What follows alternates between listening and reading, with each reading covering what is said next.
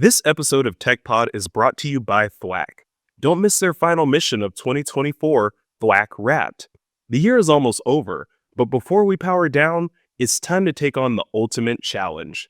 Test your skills with their toughest questions from the year, and you could win amazing prizes. And of course, those all-important internet points. Think you've got what it takes? Head over to Thwack now and finish the year on a high note. Welcome to SolarWinds TechPod. I'm your host, Chrystal Taylor, and with me as always is my co-host, Sean Sebring. Hello. And today we have a very fun episode planned with our regular guest, Andy Garibay. Andy, will you introduce yourself for anyone who's new? Absolutely. Thanks for having me again. My name is Andy Garibay. I work with Sean and Chrystal. I host another podcast under the SolarWinds umbrella called Movies and Mainframes, where we explore and discuss the representation of technology and media. It's a fun one, and Sean and Chrystal have been regular guests on that podcast, so check it out if you like movies, television shows, and being silly. And I'm biased, but it is super fun to do also. So I hope we get to keep doing it. But today, our topic is, we tend to, around the holidays, do something fun about technology, tech in the world, gifts maybe. And this year, we decided we're going to do tech ghosts of future and past. I think that is going to be kind of the fun, like Christmas. You got the ghost of the past and the present and the future. And I think we can have a good time doing some tech fun. I did have some fun Googling things in preparation for this. Things that I forgot existed ever, and things that I forgot were announced and then never came out. Also, that were like super exciting at the time and then never happened. So I'm so excited. Yeah. Who wants to kick us off? You've got mail. There's a piece of technology trash, and I'm not judging AOL. I just meant literally there have been so many jokes about the amount of trash it generated, the number of CD and pamphlets that came with your internet discs from America Online. It's they just even like generated a Tom Hanks Meg Ryan movie. Speaking of trash. Yeah. We could talk about that on Movies and Mainframes next. Yeah. So it's recognizable to like an entire generation of people also. yeah, only a specific generation, it seems like, as well. Like, maybe I'll spoil into someone else's tech, but like the cassette tapes. I've seen younger generations be handed a cassette tape and say, where do I plug in the headphones? Right. And so it's like, it was just one of those things where the internet, used to be activated by a disc, something called a CD. Oh, you don't know what that is either. Okay, here we go. Right. Oh my gosh. It's just a whirlwind of, wow, that one was such a niche part of an emerging and just irreplaceable technology today, right? Internet.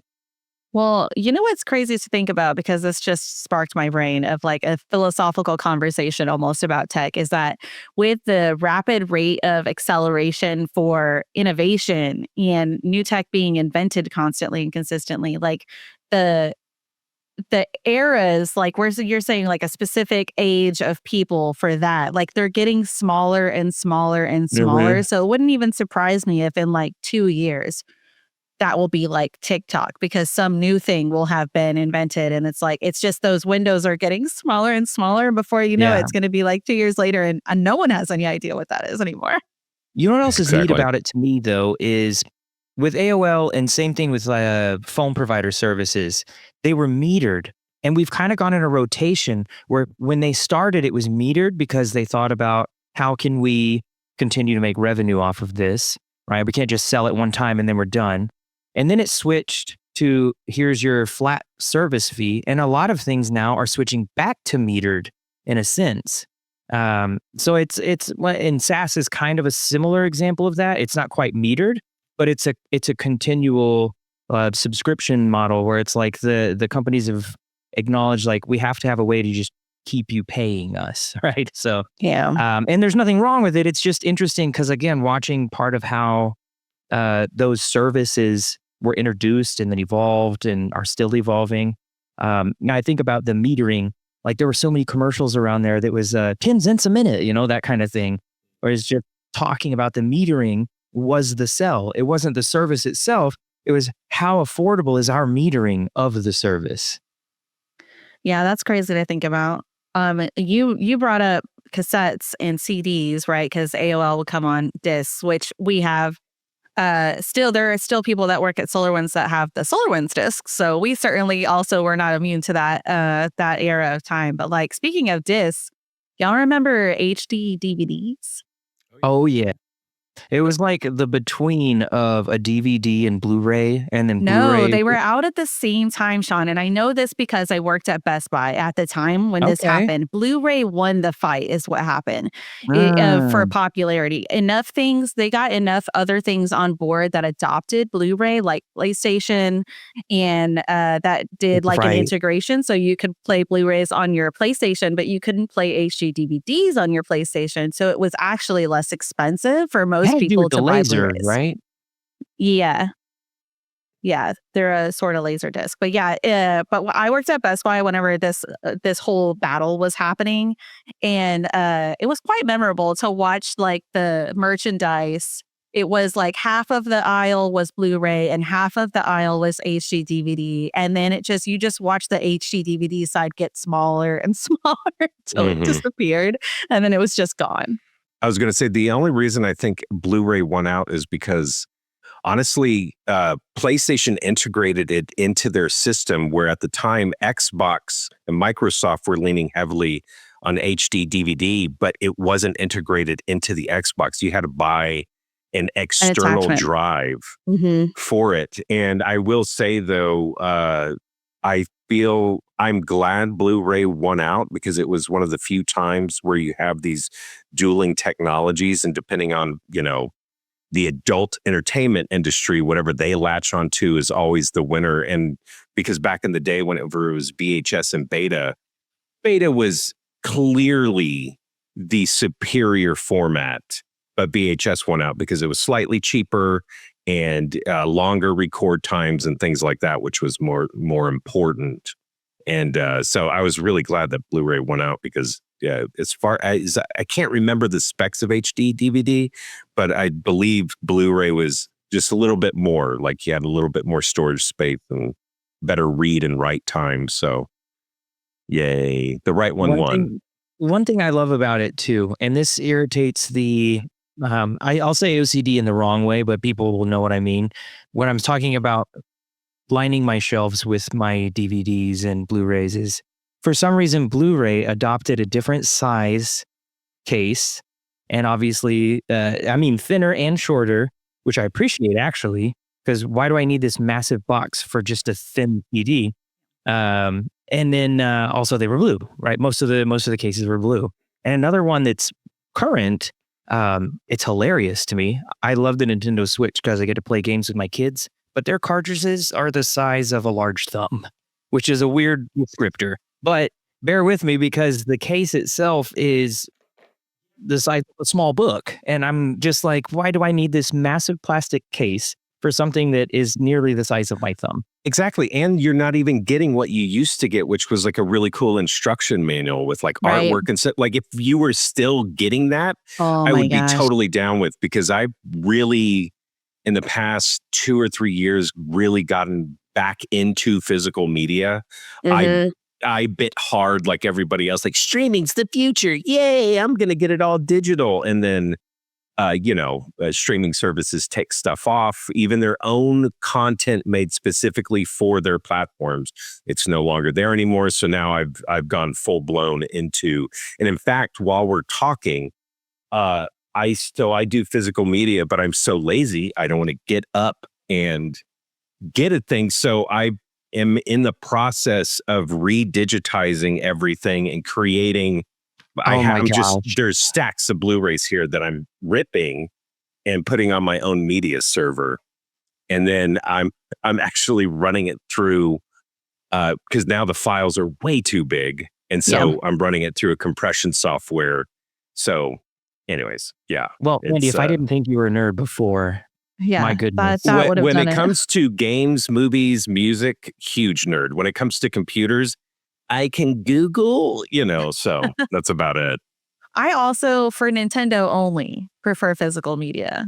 I still, in most cases, will buy the little cartridge, and I have all those. But you mentioned the booklets, Andy, and I don't want to derail us too hard, but all I can think about is when it was like original Nintendo and Super Nintendo games, and even GameCube. Some of them had like there was like a story in there. It wasn't just to like Oh, these are yeah. the controls. It was like Yeah. there's like backstory for the There was game, the whole especially lore. Yeah. in the Yeah. earlier days when they didn't have like audio beyond the like bit sounds that they had. They didn't really have like there was no voiceover, there's no anything like that. So they set all the lore in the books. I actually do miss that. That's not like really technology, I guess, but Well, it is. I miss that a lot. Hear me out, because I'm nostalgia vibing so hard right now Yeah. because a present technology, the internet, has actually stripped away the need for a lot of those things, and that's why they don't do it anymore. Like I remember the days of going to a GameStop or another game store as a a teenager and just being overwhelmed with all of the right stimulation for a gamer. Like, oh, there's magazines, there's walkthrough books, right? Stuff because you couldn't just Google it. You Yeah. had to like do gamer research in a gamer place, which was a store like that. And so yeah, it's cool and not cool at the same time because the mystery of games kind of have gone down with the available information on the internet. But I remember the days of having to crawl through libraries in a game store to find secrets and answers to games, which could just be lore, like you said, at the start of opening the case for the first But time. also Easter eggs. Yeah, Easter eggs. Yeah, so much, so much. Yeah, but that for me, that's one of the biggest things I miss about technology from the past. And everything I miss about old technology, I'm not saying I want to go back to it. It's that double-edged sword, but Oh yeah. I do miss the tactile pleasure of old technology. I miss buttons, especially like on Walkmans, boomboxes, feeling that click. I miss having a cassette and sliding it in, or a 3.5-inch floppy disk, right now, engaging it in the lever. Like everything had a procedure and a method and a satisfying click and sound and feel to it, and even a smell. I remember opening those disc trays for your 3.5-inch floppies, and you get that waft of that very distinct plastic smell. And that's the biggest thing I miss about old technology is just the tactile physical pleasure of having it and interacting with it physically. Well, if you think about it, psychologically, it makes a lot of sense because the more senses that you add to it, this is why we're so nostalgic for all this stuff, is because you have more senses attached to it. When you just have digital media, you have it's all sight, right? Everything is you're looking at it, but like you don't have, this is why I also prefer physical books. Like you could see in my background, I've got a whole bunch of books. I prefer physical books over digital books. It doesn't mean that I don't enjoy or read them, but I prefer physical ones because I like to hold it in my hands. I like to smell the pages of the book. I think the same thing is true for anything else, right? Like there's a reason why pinball machines were so prolific and like popular for a long time and why almost nobody plays digital pinball. It doesn't have the same, like you don't get the same sensations from it, and so you don't have the pleasure centers of it. I think that that's a big thing in technology is that we're stripping away the humanity aspects of things, right? Like not to say that I'm against things evolving because I'm certainly not, but like we are losing some of those things that like people aren't going to be as nostalgic for things like we are. We're in this like perfect niche in between, like while technology was coming up age-wise. Like while technology was coming up, that we have the experience of like all of it, when it was more tactile and when it was more sensational in that way, right? Where you had more attachment to it and where you didn't, things cost more in a way. And like you didn't have permission because the adults of my youth were terrified that we were all going to become violent serial killers with our video games and like all of this stuff, right? Or like I lived in the country, so the only internet we could have was satellite internet and it was garbage. So we could never play any online games. You couldn't experience the internet as much. And so like the way that we experienced the growth of technology means that we have a different level of nostalgia than today's kids are going to have for their technology.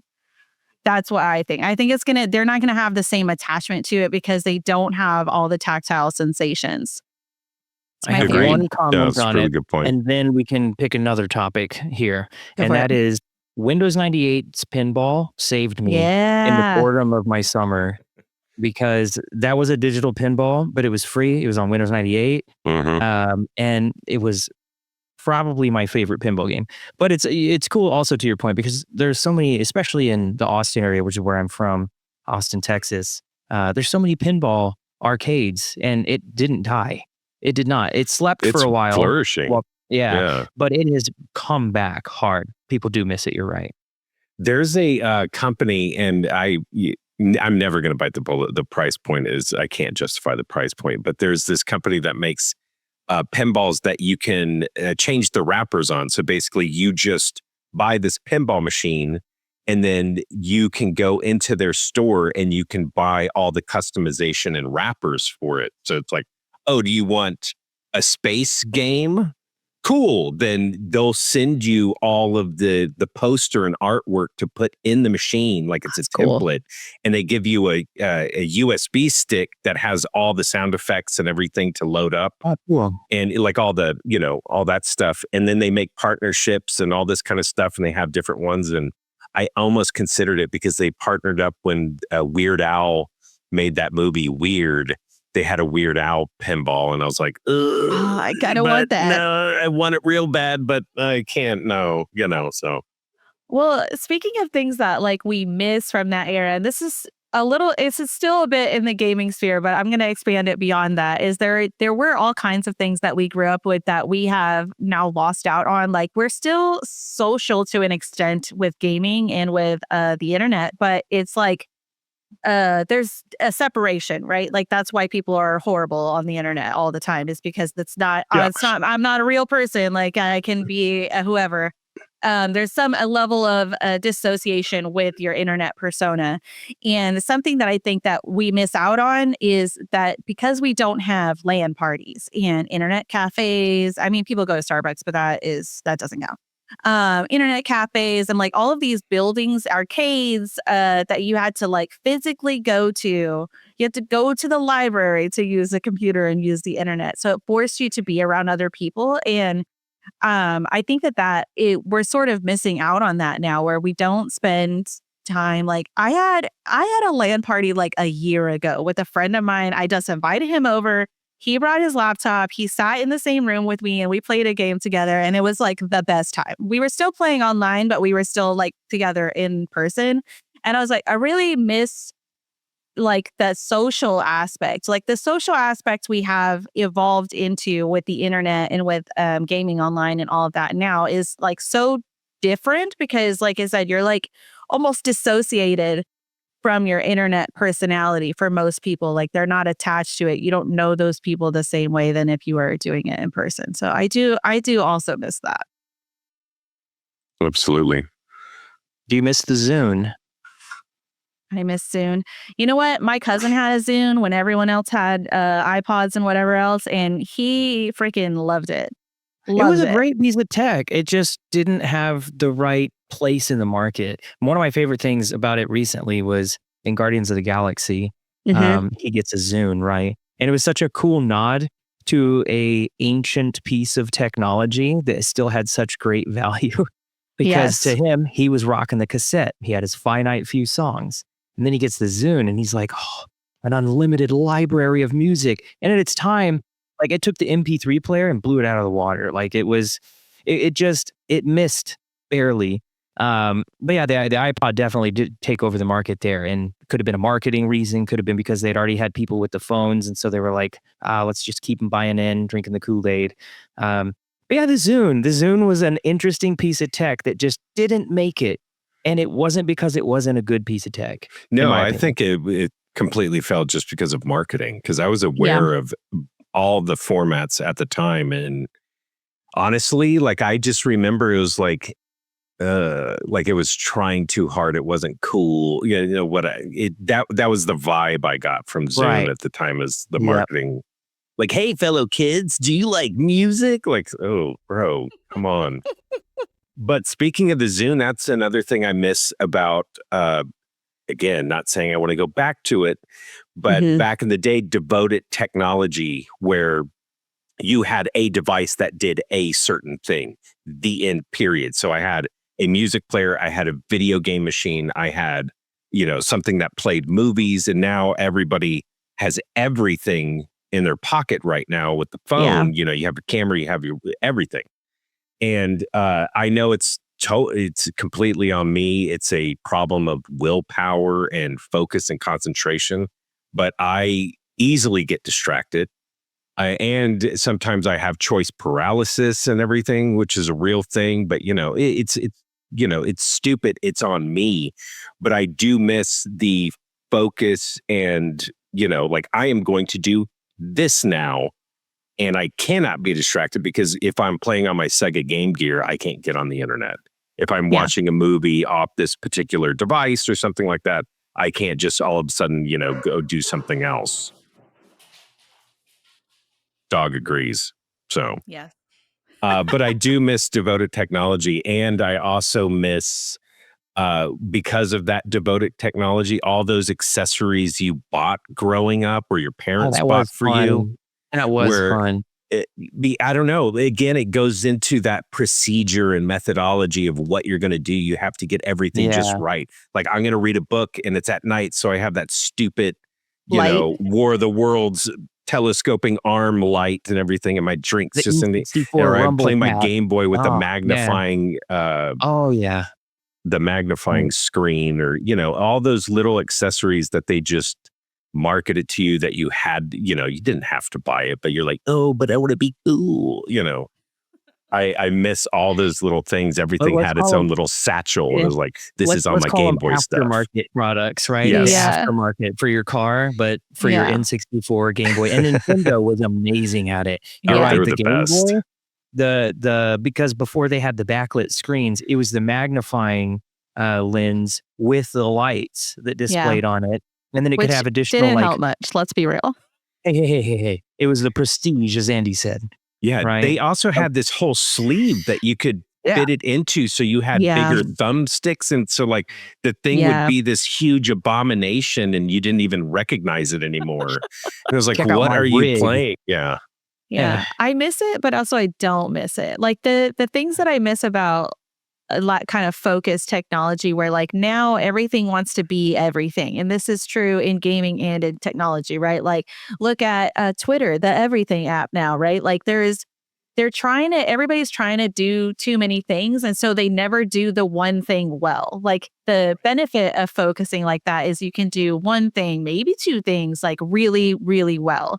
And when you try to do everything, it's just like you spread your peanut butter on your bread too thin. Like something's got to give and there's problems there. But I don't miss spending money on a bunch of different technology pieces to get the one thing I wanted either. So like, To it's a Andy's give and point, take. though, what if it was mom and dad's money? Well, Because yeah, that's every, true. Which meant we never got it. We had to share almost everything growing up. So like, yeah. But you know what? You mentioned something earlier, Chrystal, and that is the price point on these things. It doesn't apply to all technologies, but I was thinking about it when I used to have to save my allowances, right, and buy my own stuff, because my parents did try and make me, as often as possible, pay for my own hobbies.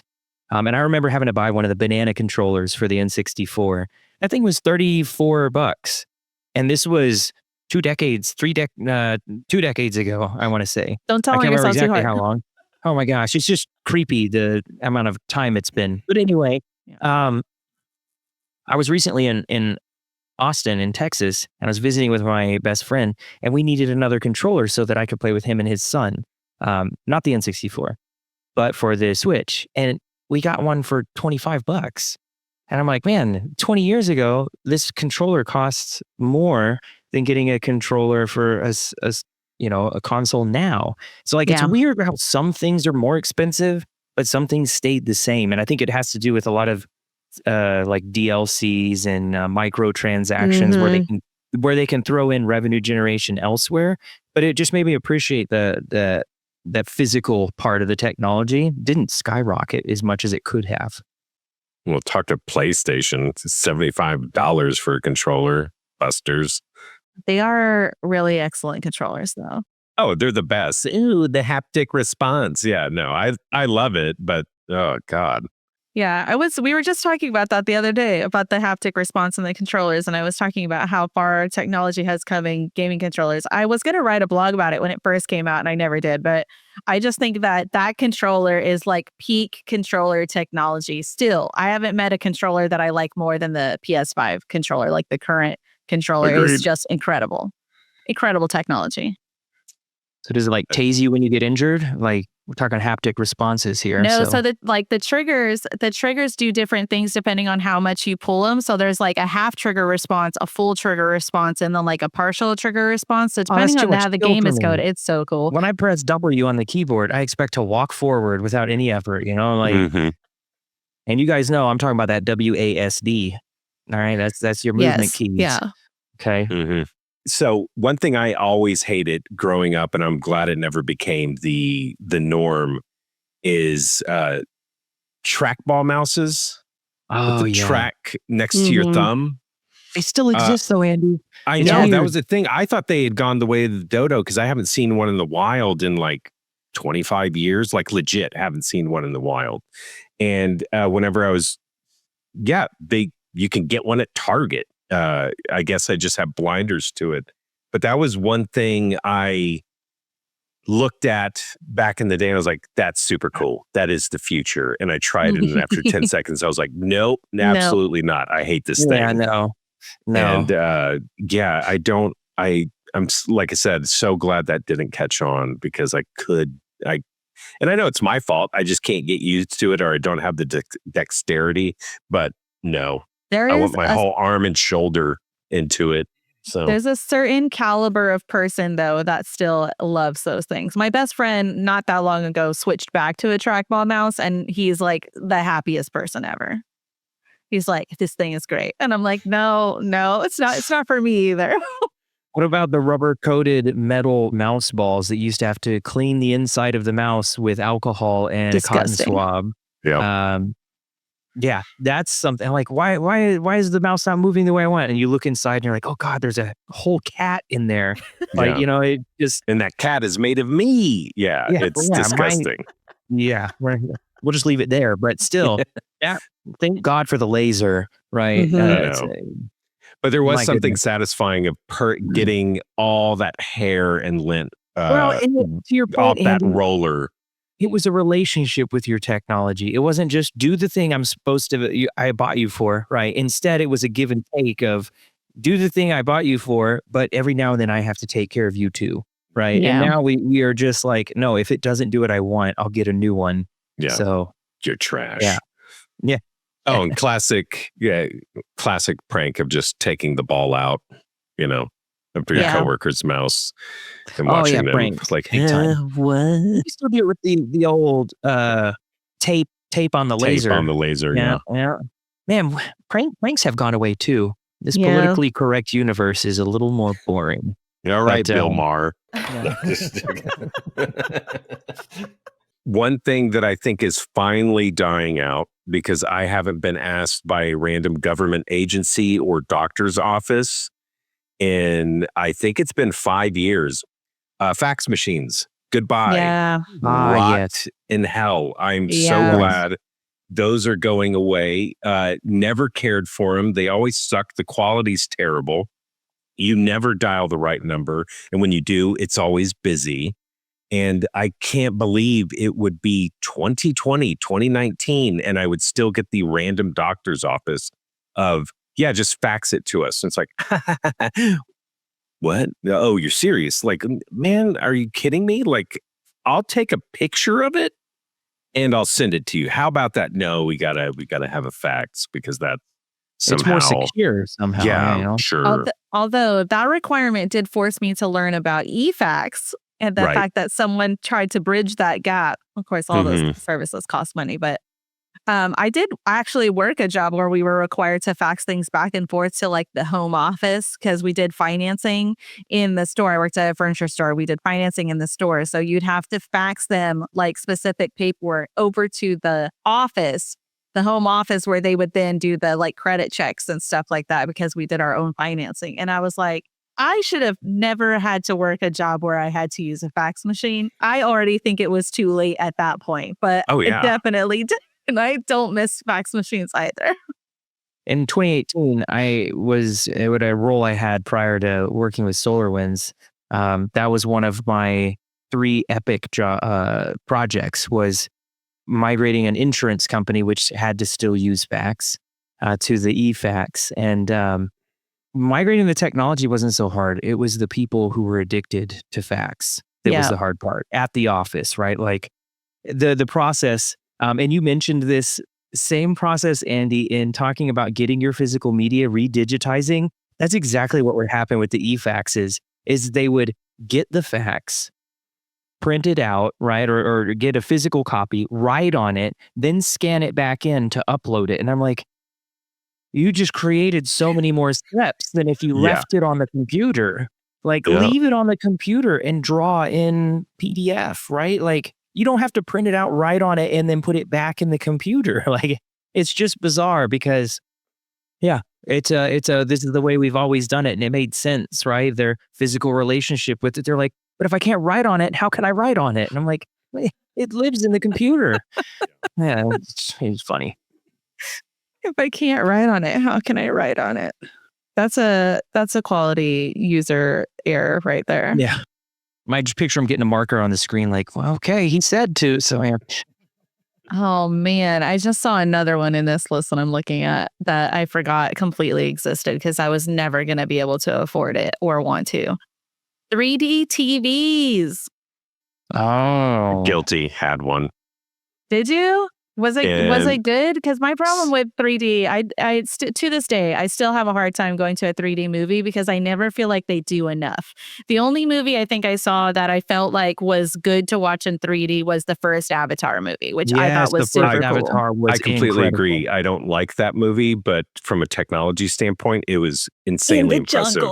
And still the best representation of 3D I've ever Agreed. seen. And not weird, but the 3D Blu-ray of that is still the best version of that. So it really just all came down to how did the movie play? What Yeah. technology did they use whenever they made the film? And that directly translated to the 3D TV. So if it was 3D was done in post, looked like garbage in the movie theater and on your 3D TV. If it was shot specifically knowing it was going to be in 3D, it looked pretty good.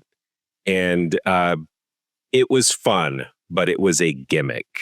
Yeah. And I still didn't have last very some of long. those. I still have like a handful of the 3D Blu-rays, like, Captain America, the first Avenger or whatever. I didn't so even know some that of it one was had good. a 3D option. Mm-hmm. But yeah, so I had one for a while because I remember thinking, oh, that's stupid. But then the minute we were in the market for a new TV, there was like a sale and it was like, oh, it's only $200 more than if we got a nice, whatever Samsung. So we bought it and it was, it was fun. It made movie nights a thing, Yeah, but bringing back overall, movie yeah, nights is a the good. gimmick wore out real quick. Thankfully, it was just a good TV without the 3D, stupid feature. I will say that during that like 5 years or whatever, where they were trying to do it in movie theaters also, that it did make a fun game for me where I didn't go see it in the 3D version. I'd go see the regular version and then do this. What parts are in 3D? And so then I would start to like, oh, that guy's pointing at the screen, that's in 3D. Exactly. Or, oh, there's this thing that got really close, like that's for sure in 3D. With no validation, just Chrystal in her own head playing a guessing game of what did they try. I just love picture you in the theater just yelling it out. That's supposed to be in 3D. No, There. never talk in the theater.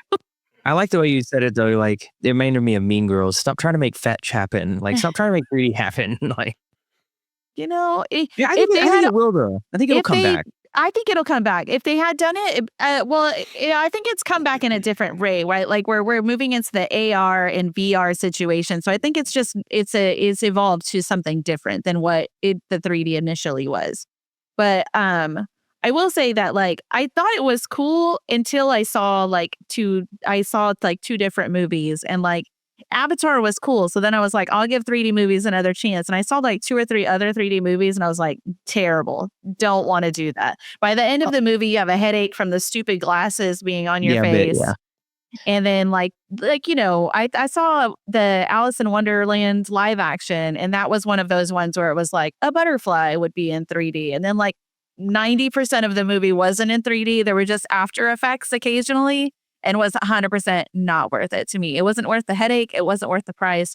And so I think that I fell off the gimmick super fast because I was just like, the only cool thing they've done is that one Avatar movie, because especially in the like jungle scenes, because all the plants, when they went glowy and stuff, it's like you're walking in there. Or in like the black light effect they had. It's just such a beautiful movie. Which It is. Also blows me away that how is the second one less pretty 13 years later with more technology? You know what though? I don't know if you looked into it, but like looking into the technology of how they made like the saddle be wet and stuff like that for all it's advanced quite a lot. So if you take a bit of time and like look into it, it's really Maybe interesting. It's just mystery. Yeah. Maybe it just didn't have the same mystery, but I still think the faces is what got to me. The faces in the second one just didn't seem like they were as polished as the first. I'm like, we're 13 years later, guys. What happened? And on that note, what blows my mind is the T-Rex in Jurassic Park still looks amazing. Still one of the best CGI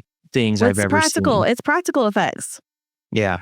The T-Rex was practical effects. And I think that is incredible that it still looks so good after all this time, considering it was a giant animatronic T-Rex that they had to like moisturize and stuff.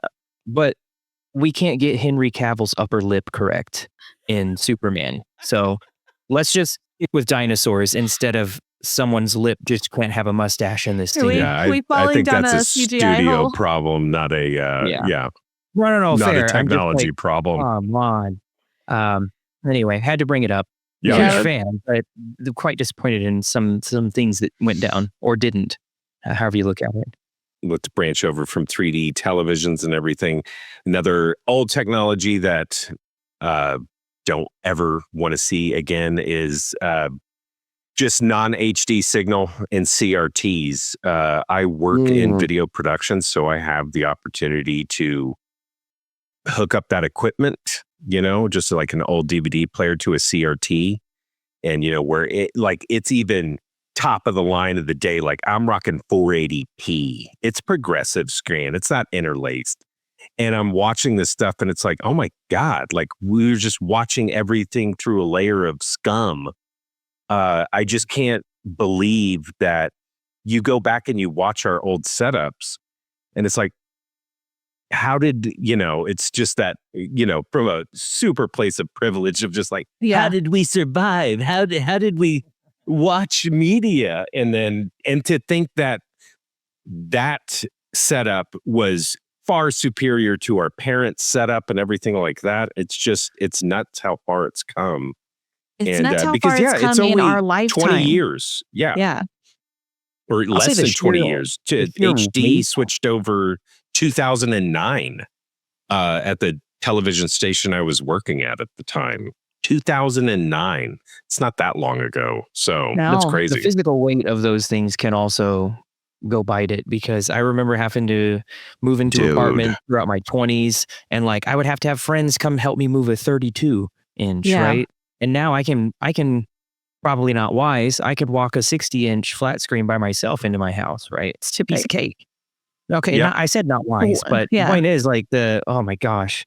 And there's squares. It's not easy to move. If it was even more rectangular shaped, it'd be easier for a friend to help out, but a square is just I know, but like surprisingly even that was better than our parents' time. My parents still had a TV that was in that wooden box, and trying to move that anywhere, I don't know how they got it in the house.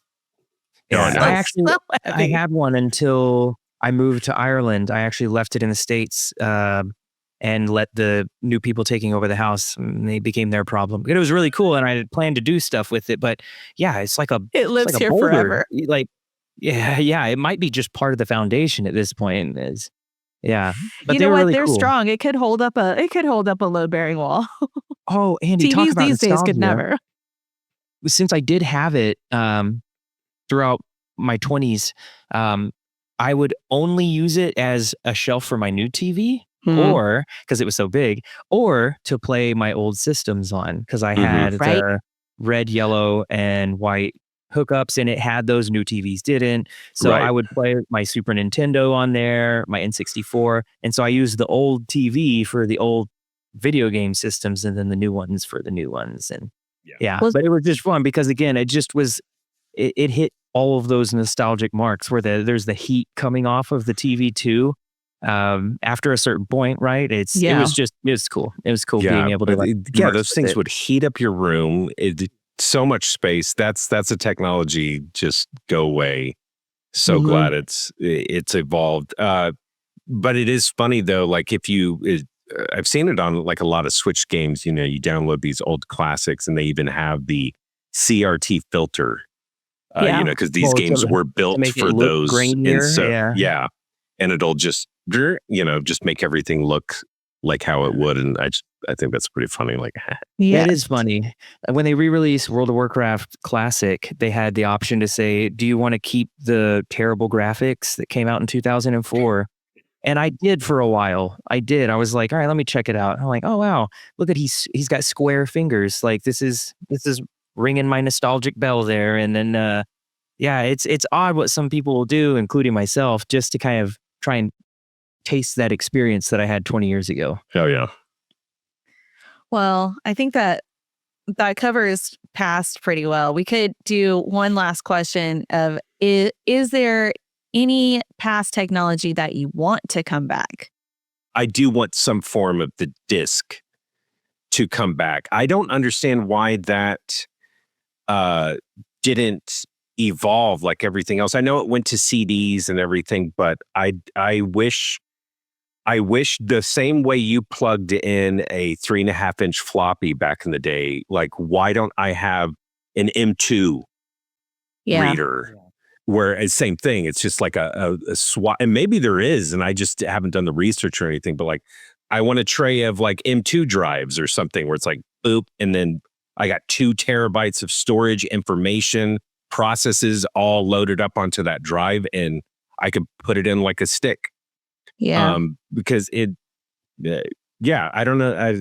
Because cartridges for me were always superior than CDs back then. I was actually never a fan of a CD. I'll take a cassette tape, I'll take a cartridge, I'll take anything besides a CD, because they always felt janky, unless it was the kind of reader that it would suck it in.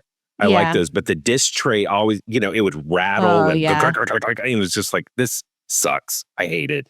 And you have to be delicate with I can't put my thumbprints on it, so sensitive. Can't get a single scratch. I think because of like physical security concerns, we may never go back to that. Like to having a physical plug-in, like for computers anyway, because there's too much risk. So you're talking about wetware, maybe? I can have an installation for that. I'm going to be one of the first suckers who opts for it. Like, I don't care. I already feel like someone's controlling me anyway, so I'm like, whatever. Something I don't want to come back, but I actually do, is big, flashy, gaudy boom boxes. Like, I missed going to Best Buy and being like, that boom box looks awesome.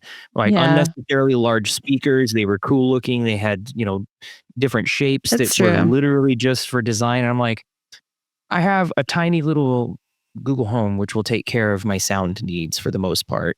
But what if I had really cool rock star looking boombox that did the same thing? Like, it had my Google Home in it. Sure, that's fine. But like, I just missed the appeal of having the big speakers that you could make remote if you wanted to. I remember being in high school and my dad gave me an allowance to get one, and I was like, this thing is so cool. And I used to split. You remember we were just talking about the red, yellow, white? I would put my audio through my boom box and the video just on the TV, just to like enhance it even further, right? Again, it's kind of accessory thing, but I don't really see a need to come back. But just for something, since we're talking about the ghosts of the past, like, oh, that was so cool. I feel so cool. It might be a little expensive to do, but you totally could like amalgamate some speakers and stuff, the 3D See, I can't even printing to spell that make a word, cool so we're not framing. It's doing not the this. same. Well, you'll be happy to know they still make boomboxes. Do they? And yes, and they actually make boomboxes, but instead of a tape cassette player, it is now a place to put your phone. So Yeah, it you all just works dock your Bluetooth phone. and everything Yeah. like that, but it looks like a That's cool. classic ghetto blaster Yeah. boombox. But then you open up the cassette player and it's like, oh, I know. can hold my phone in there. I know what Awesome. Sean's putting on his wish list for Mhm. Christmas. I actually have a record console cabinet and it's got an issue right now, and finding parts and capacitors and things like that are getting harder and harder because the thing was made in 1969. But I miss it so bad. It's developed this really bad hum in the audio. And I'm actually about to take it to a guy who's going to future proof it. He's going to rip out the guts, but keep the look. And like all the panels and dials and knobs will still work Yeah. and look the same, but the electronics are going to be new. That's cool. And he's, putting like a Bluetooth module in there and new speakers and everything. And so, so it's a marriage of both. I got new technology, but I still have all my buttons and You need knobs and a everything. vanity disc so that when you cast Bluetooth, it still spins as if it's playing a record of some kind. Mm-hmm. You need a vanity disc. Maybe Yeah, put that's a some good idea. LEDs on there. Who knows? I like that a lot. I can't think of a single past technology that I'm like, I really want that to exist again. Like, I'm nostalgic for stuff like old games and things like that, but there's too many. We have filled those technology gaps by finding ways to still play old games and things like that. So I don't know. I definitely don't miss like the N64 controller. That's the worst controller I think I've ever used in my Ever. life. Agreed. The banana controller? Yeah. Absolutely. Why is there a third handle? Why? No, none of these games use the D-pad. Yeah. Come on. Who has 3 hands? I don't understand. So I can't think of anything that there's definitely stuff that I'm nostalgic for sure. But I don't I'm not I jonesing for it to come back. I do like the idea of facelifting, or not facelifting. I guess it would be the reverse of a facelift. You keep the face same and you change all the guts to something new. So that's a face cool dropping. preserving. No, this isn't going well. Never mind. I can't think of what it would be called, but like a reverse facelift where your face is still the same, but everything else is being tuned up. Well, do y'all have I'm curious, do y'all have an old technology that, it's advanced since then, but you're like, no, this is what I just still prefer this method. Like, for instance, like film cameras or something, that people, do you have anything that like that in your life where it's like, oh, I could get this? Like Chrystal, you mentioned books. Do you actually ever use a Kindle, or do you pretty much stick with physical books? I read on my phone. Again, going back to the it does everything situation. I use a library app on my phone. So I'll read. I don't buy digital books, though. I just check them out from the library, which if you didn't know, you can do that. You should do that. Yeah, get Libby, go to your local library. Yes, get a library card and then just hook it up because it's great. And you can do audiobooks like that also. So for people who aren't physical or aren't into the actual reading. But no, I buy physical books and then I will, like I said, check books out from the library on my phone between other things. But like if I'm going to read something, I would much rather read a physical copy of the book. So I'm a little book dragon in my home for that. Little book smaug.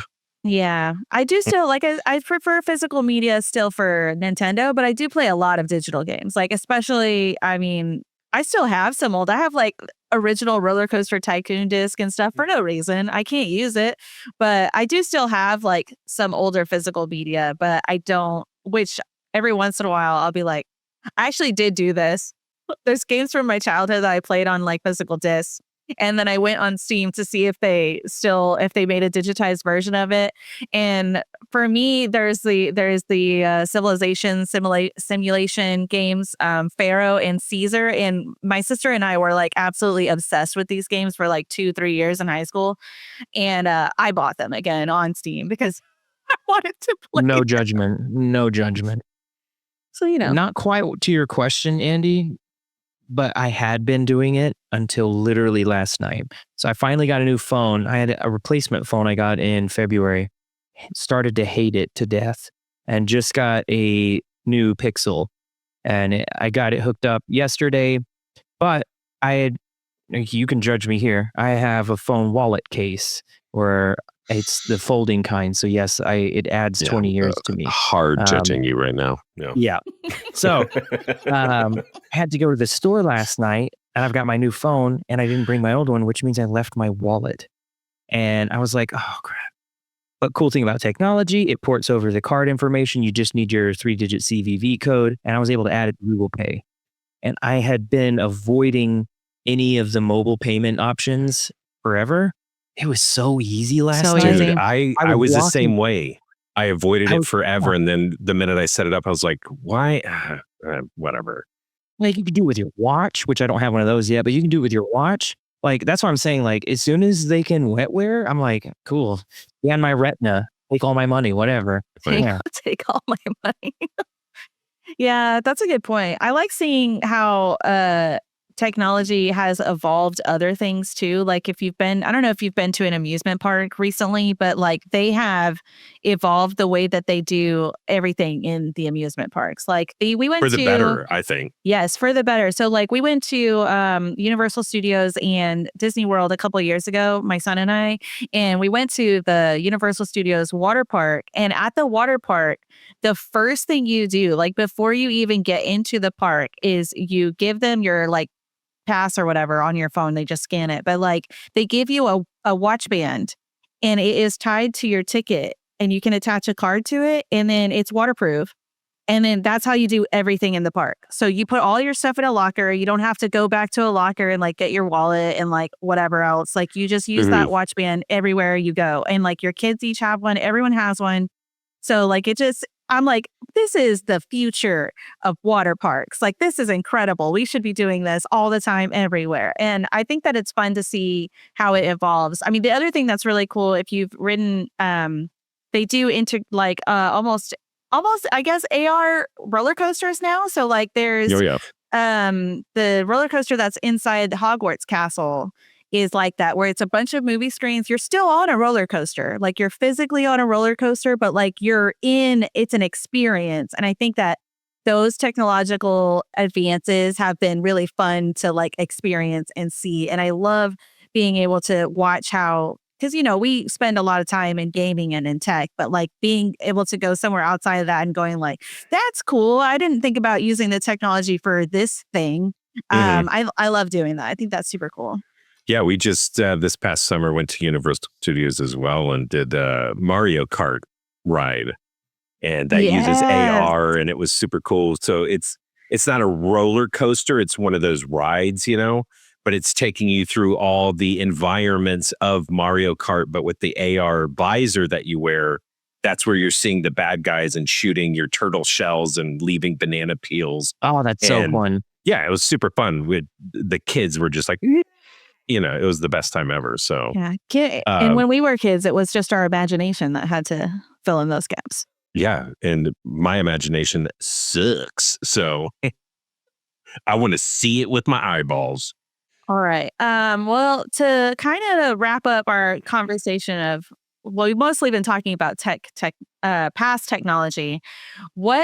Is there anything that exists in sci-fi or maybe is already being talked about or they're trying to get funding for or whatever, a piece of technology for the future that you want to exist as soon as possible? Transport. I'm going with transport. And it could be a number of different ways. Futurama tubes look kind of unhygienic. But if you could just shoot me across the city and I'm there, cool. That's awesome. Hover cars or some kind of flying tech. It was just funny because I was watching, oh gosh, what was it? I was watching Star Wars, the episode 2. And it's when they're in the city and there's literal traffic lines where the hover cars are in highways. And I'm like, you're in a 3-dimensional space now. We're not in 2D anymore. Like that didn't make any sense. And so like, don't do it like they did there. But like that could eliminate, again, a lot of traffic. Cause like you think about it, in the last just over 100 years, we can go anywhere we want on the planet now with ease. And so like if we took it one step further where it was even faster, more convenient, I would love that because no one likes traffic. What a waste of time. Yeah, I mean, there's so much. I mean, if we're just going down the sci-fi list of things that I want, I do want like true self-driving technology or whatever, because I mean, now it's still like, oh, you have to pay attention and be aware and stuff. It's like, no, I I don't want wanna a pay full-blown nap. I want to take some Ambien and be out. Like I don't need to see the countryside. But man, every other month you see some new little article or whatever. I want full-blown nanobots. I'm tired of hearing about them. I want to go to the doctor and I get an injection and it cures whatever ailment. It, brings back my bone density, makes my spine like super, just whatever ailment. I want these nanobots to just get in my body, fix it, make me better, faster, stronger. We have the technology. Exactly. But every time I see every other month, like, oh, they programmed a nanobot to attack a cancer cell. Cool. Like, cool. Get there faster. Out there. Exactly. So I want nanobots. I want to live with them. I want them. Yeah. I just want to. Swarm. Yeah. There's just the swarm. Yeah. I love that. How about you, Chrystal? My most wanted technology is the instant cooking things. Either like Star Trek has it where you just like push a button and it order whatever meal and then it makes it happen somehow. It's like a molecular something or either, right? And then like or even like a Fifth Element style, like you just put in a pill or whatever and then it's like a bucket of chicken, whatever. I don't ever want to cook again, is what I'm saying. I never want to cook again. I don't cook a lot now. I eat a lot of food from restaurants, which is terrible for me. I would fight you on that one. That's what I want. Although you guys had extremely good answers. I would take either of them. I would take any of it, honestly. Oh yeah, no, I want the Star Trek replicators so bad. I'm with you, Sean. I love cooking. It relaxes me, and I just like the preparation and everything. My wife hates cooking because it's the opposite for her. But honestly, Monday through Thursday, whenever everybody's working, the kids are in school, absolutely, I want a food pill that I just put into something or a food replicator and just be done with it. But yeah, and then save, the cooking for the weekends and stuff. But no, yeah, I would love to be Picard and just walking up to something and, Earl Grey, hot. And then like, yeah, what's up? Let's do it. Speaking of Star Trek, I want a holodeck. Just want a full-blown holodeck. I want a devoted room. Get rid of my guest room that I have that's collecting dust because nobody's coming to visit me. I want a holodeck. So that'd be dope. That would be dope. Oh man, there's so much cool technology in sci-fi. We could have probably an entire episode just talking about stuff we want from sci-fi. But that's for movies and mainframes. Yeah, true. that's for movies and mainframes. Is there anything else that you guys want to talk about before we wrap? This is good. I'll just quickly say one thing is that you mentioned it before, Chrystal, that we, because of our age, we have a perfect straddle of we existed without this technology for quite a long time. And now the technology's here. Is that one of the things that I constantly run into because of my age is I have to remind myself that, oh, wait, I do live in the future. I can do things like, for instance, I'm digitizing all this physical media I have for my own home server, talking to a friend about it because he's done the same thing and everything. And we were talking about exchanging movies. Yeah. Like we printed out lists and everything. Or not printed, we emailed each other lists of our media for a little fun swap. And I was going to go visit him and I was like, oh, you know what? I'll put those files on a USB stick and I'll bring them to you. And he was like, he's the same age as me. And he was like, oh, that sounds good. And then the minute I was looking for a USB stick, I was like, wait, what am I doing? It was like 2 hours later. I was like, what am I doing? I could just put this up on Drive and share the folder with them. And then he could have already he could have already watched all the media that I wanted to give him. And I was like, oh man. And so then I emailed him. I was like, hey man, there's a Drive link for you. And so I constantly get into that headspace where I'm just like, oh, wait, no, I can do this instantaneously. I would be like one of the people you had to work with. So I was like, well, I have to print it out first, right? And then scan it. I can't just take it from the computer directly into some other interface. So I have to constantly remind myself, like, no, idiot, the future is here. You can do a lot of things that you're just not thinking of that workflow or whatever it is. I talk about that a lot in the context of like senior positions versus junior positions, and why it's beneficial to have both is because with your experience, because it's the same thing, right? With your experience that you've had, you go a certain place first. And the same thing is true for anybody who's troubleshooting something like at all, right? If you have a level of experience, you don't start at here. You start like 5-10 steps along because you're like, oh, I already would have. So it's like the same. It's like it's bias based on your experience. Oh, I think that's so true and relevant in workplaces, in government politics, which we can't go down that road at all. No. Let's do it. I episode 2. We're all fired. No, you're so right though, Chrystal. And like, that's where open-mindedness comes in, and we should be eager to like see what other people think, because Andy, I'm the same way with other stuff too. Like, I won't even have considered that there's like, and it's something that I already do for something else, but I didn't think to use that exact same technology for this purpose. Yeah, exactly. And it's just like you said, I feel like an idiot sometimes. I'm like, literally just duh. Like, yeah, it's the future is here. It's bizarre to be in it, and just to think that 20 years ago they were also like, the future is here. It's like, when is the future going to give you a break and like things will just chill for a second? I'm also curious, what's next? Yeah. I'm so proud of my dad. He just this week, 2 days ago, got rid of his landline. Good job. Yeah. And I'm very proud. At 75 years old, finally decided, like, you know what? I don't need this thing that nobody calls me on. That for the I've been past paying for 15 years. Exactly. But then I had a conversation with him over the phone of like, okay, so because he still has doctor's offices that want faxes. Oh. And, because of his age, he's going to the doctor a lot and everything like that. So it's very important. He's like, I need you to show me how this works. And so I showed him Document Scan that's already built into the photo app on the camera app on his phone. Yeah. And so he was like, oh, I always wondered what that thing was. And I told him, like, if you see a button on just press it, like, figure it out, just be curious. And sure enough, that little document icon would show up if you on certain, you're going to take a picture, and it's like, yeah, it's a document scan, hit it and it'll create JPEG, turns it PDF, into a whatever, PDF, and then you can send it. And it's like, oh, okay, clicked with them. So love it. But yeah, finally got rid of the landline. And then I shed a single tear because that was the house I grew up in, and that phone number is just ingrained in your like memory. tears in the rain. Yeah. So yeah, I still remember my home phone number, like from when I was a kid. Never forget it. Same here. I still remember my core friend group too. I can still rattle off their 4 home phone numbers, because just all the time. All the time.